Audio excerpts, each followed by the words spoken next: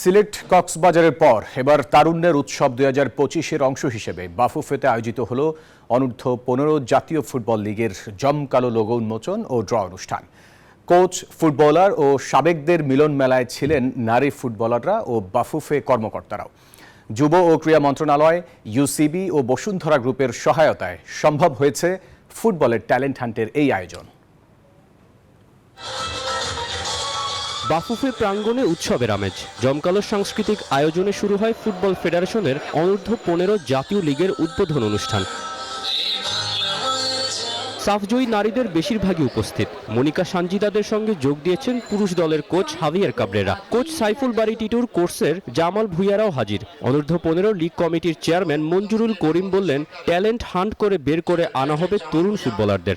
আমরা লিগটা খেলাটা একটা দিয়ে আমরা শেষ করছি না, কমপক্ষে একটি জেলা 3টি, 4টি এবং 5টি খেলা খেলবে, যেখান থেকে আমরা খেলোয়াড় হান্ট করে আমরা আমাদের এলিট একাডেমিতে আমরা স্থানান্তরিত করব।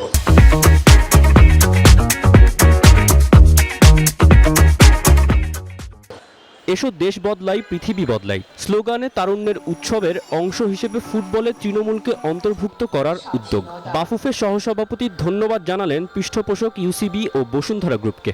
উদ্দেশ্য হলো ফুটবলকে প্রান্তিক পর্যায়ে নিয়ে যাওয়া, এবং প্রান্তিক পর্যায়ে নিয়ে যাওয়ার অংশ হিসাবে আমরা এবং মাননীয় প্রধান উপদেষ্টা তারুণ্যের উৎসবের আহ্বানে সাড়া দিয়ে আমরা ইতিমধ্যে কয়েকটি প্রোগ্রাম সম্পন্ন করেছি।